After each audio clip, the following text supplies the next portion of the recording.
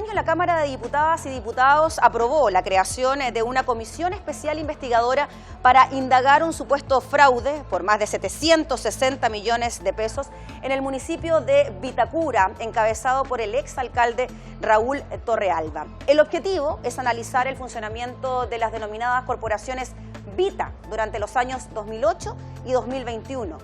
Mismo año en que la actual alcaldesa, Camila Berino, presentó una denuncia por los delitos de fraude al fisco, asociación ilícita y malversación de recursos públicos.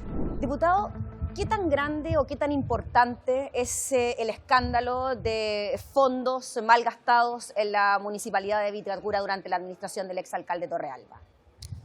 Bueno, yo creo que recién estamos dimensionando cuál es la magnitud de lo defraudado y sobre todo descubriendo o revelando que acá existió una suerte de modus operandi muy bien planificado, muy bien pensado, una estructura, una maquinaria que en definitiva funcionaba en torno a la regulación de dinero público, ¿ya?, para fines que van desde el incremento del patrimonio del exalcalde Torrealba o su círculo cercano y eventualmente también para la comisión de algunos delitos electorales como financiamiento electoral de campañas parlamentarias. Entonces, son cuestiones que estamos indagando y acá creo que es importante marcar que hay varias dimensiones. Primero, hay una investigación penal que está en curso, ya el alcalde está formalizado, está en prisión preventiva, está lo que ha hecho la Contraloría, que ha sido muy valioso.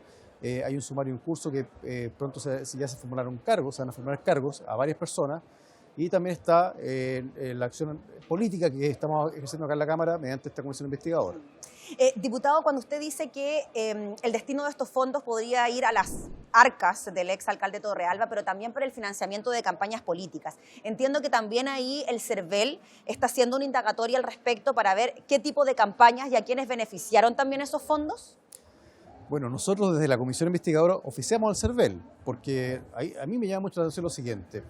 Creo que, por ejemplo, la Contraloría ha sido un organismo que ha sido ecuánime, es decir, frente a denuncias de irregularidades de cualquier sector político, la Contraloría investiga, ¿ya? En el caso del Servicio Electoral, hemos visto que a propósito del caso Fundaciones, rápidamente ha sacado un comunicado anunciando una investigación administrativa y, sin embargo, respecto del fraude en Vitacura, cuando ya hay antecedentes públicos de dos personas distintas, un contador y un ex embajador del gobierno Sebastián Piñera, que han indicado que se distrajeron recursos del municipio para financiar campañas parlamentarias, hasta ahora el Servicio Electoral, hasta este momento por lo menos, no ha iniciado ninguna investigación administrativa ni tampoco, mucho menos, ha ejercido la acción penal que le corresponde como Servicio Electoral. Entonces nosotros por eso que acordamos la Comisión Investigadora oficial del Servicio Electoral para que explique por qué esta diferencia de trato. Yo creo que hay una falta, hay una omisión que es relevante y nos gustaría que concurra el presidente del Consejo Directivo para que nos explique por qué, en definitiva, no se ha actuado frente a este caso. Diputado, en la comisión estuvo presente el Contralor General de la República, Jorge Bermúdez, y él en algún momento dijo que existen vulnerabilidades en los municipios para efectos de controlar el uso de los recursos públicos. Y estamos hablando de que aquí hay una investigación que data desde el año 2008 al año 2021, más de 10 años entonces, donde esto ocurría. ¿Por qué la Contraloría no puede ingresar a las arcas municipales ni revisar las cuentas corrientes de los municipios si estamos viendo de que en muchos municipios del país, de distintos sectores políticos, hay irregularidades? Bueno, ese es un sinsentido que queda en evidencia. El Contralor mencionó que hay un proyecto de ley que está en la comisión mixta, está detenido, que permite que la Contraloría acceda a las cuentas corrientes de los municipios, que es lo básico, lo mínimo, que como puede hacerlo con otros organismos públicos, con la Administración Central del Estado.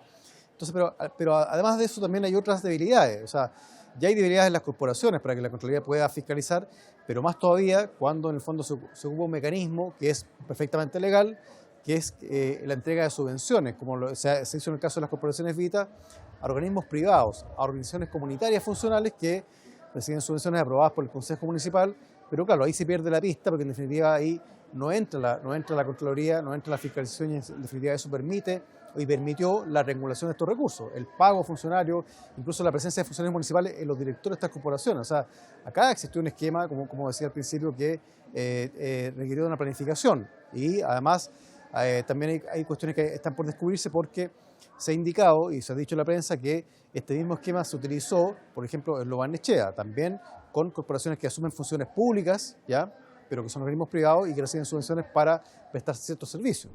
En el caso de Vitacura estamos hablando de Vita Paz, Vita Emprende, Vita Salud, Vita Deportes, que eran estas corporaciones que se crearon al aire de la municipalidad y que recibían estas subvenciones. En términos concretos, estas fundaciones, estas corporaciones, hacían la pega, ¿no? Algo hacían, no es que no hicieran nada. El punto es que la plata era más de la que correspondía para esas actividades, podríamos decir. Sí, claro, sí, claro. Es decir, prestaron servicio a la comunidad.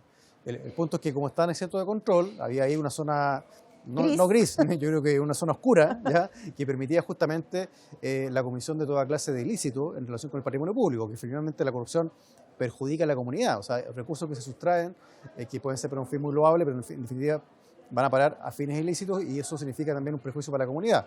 Y yo quiero decir al respecto que el testimonio que dio la alcaldesa de Vitacura, Camila Merino, que nosotros hemos reconocido en la comisión, que ella reaccionó muy prontamente frente a este caso, una vez que asumió, hizo la denuncia se creyó, inmediatamente, sí. claro, exactamente, pero también planteó algo muy interesante. ¿Por qué?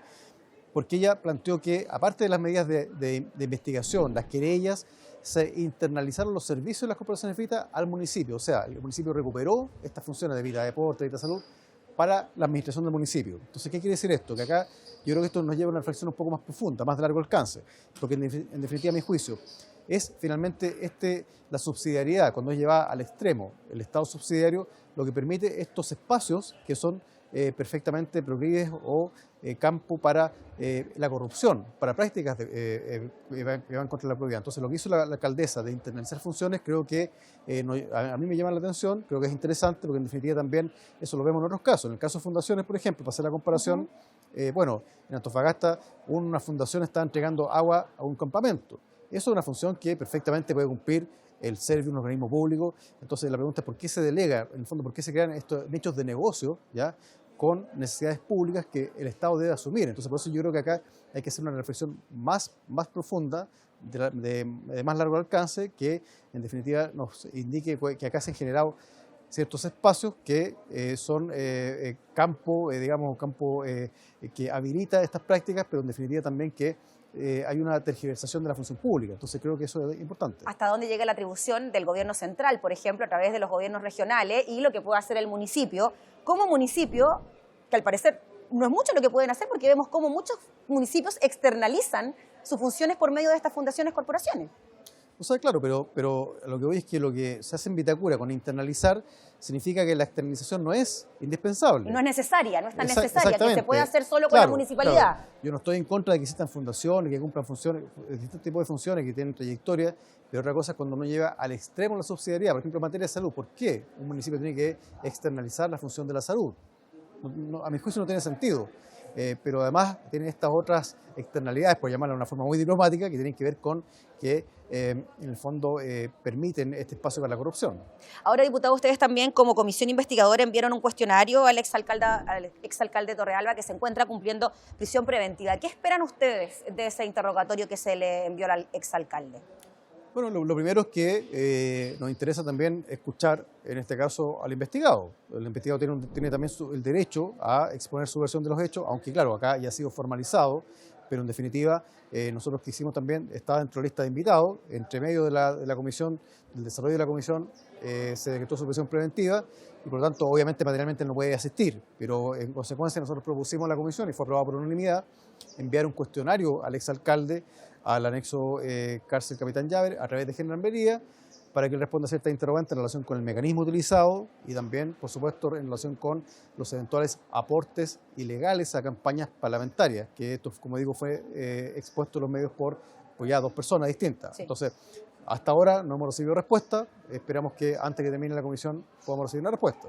Diputado, en relación a eso mismo, ¿no?, a lo que ocurre finalmente con el funcionamiento de las municipalidades, ¿cómo ve usted el futuro de las platas municipales? ¿Usted cree que hay que hacer algún tipo de reordenamiento, reorganización, que haya un mayor control precisamente en estas platas?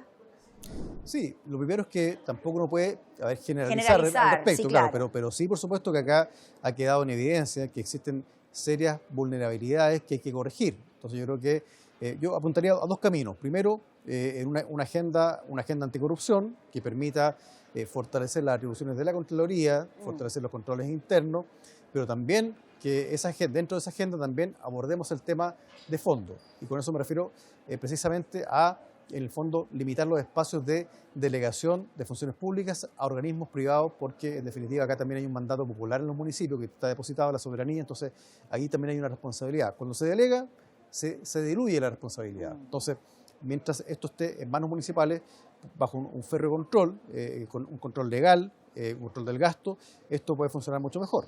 Diputado, de la indagatoria hemos ido sabiendo que hay muchos depósitos en efectivo en las cuentas del exalcalde Torrealba y también de su señora. Y en medio de las investigaciones, versiones de prensa daban cuenta de que la plata estaba escondida en las paredes de la casa del alcalde en el sur del país. No sabemos si eso es tan real o si es un mito. Ustedes, dentro de la indagatoria, ¿han podido conocer detalles sobre ese tipo de transacciones o ese tipo de ocultamiento de dineros? ¿Es tan así como lo ve usted? Bueno, eso lo hemos conocido a través básicamente de la investigación penal y aquello que ha trascendido a la prensa de la investigación penal. Yo creo que demoró bastante la formalización, pero bueno, ya está y ya se adoptó la medida cautelar. Pero en definitiva, lo que revela la investigación penal y que hemos conocido públicamente es que acá se adoptaron prácticas mafiosas, propias de grupos mafiosos. Esto de mandatar a los conductores del municipio para que sacaran plata, para que transfirieran en efectivo. O sea, acá realmente tenemos una organización de carácter criminal, porque está destinada a cometer delitos y eso es justamente lo que está investigando hoy día la justicia. Entonces creo que es bastante grave lo que ha ocurrido, pero como digo, aquí también, en definitiva, hay muchos aspectos que aún no hemos conocido y que yo espero que podamos conocer a través de las distintas herramientas que hoy día están en curso para poder esclarecer toda la verdad. Diputado, antes de terminar y agradeciéndole desde ya por su tiempo, ¿qué se viene ahora en la indagatoria en la comisión investigadora? Ya enviaron el cuestionario, recibieron al Contralor, a la alcaldesa de Vitacura, ¿qué viene de ahora en adelante? Bueno, yo diría tres cosas importantes. Primero, la concurrencia del presidente del Consejo Directivo del Servicio Electoral, para aclarar lo que ya comentamos. En segundo lugar, el Contralor se comprometió a concurrir a la comisión cuando tenga los resultados del sumario que inició la Contraloría. Y finalmente también nos interesa muchísimo conocer e invitar al exintendente del gobierno de Sebastián Piñera, Felipe Guevara, toda vez que se ha indicado a través de la prensa que él participó en el diseño de estos mecanismos de las corporaciones Vita, ¿ya? Me refiero a esto de generar corporaciones comunitarias que reciben subvenciones. Entonces nos interesa también conocer si eso es realmente así. Dicho sea de paso, también hay una investigación al respecto en esa comuna. Entonces creo que sería importante contar con la comparecencia del exintendente y exalcalde también, Felipe Guevara.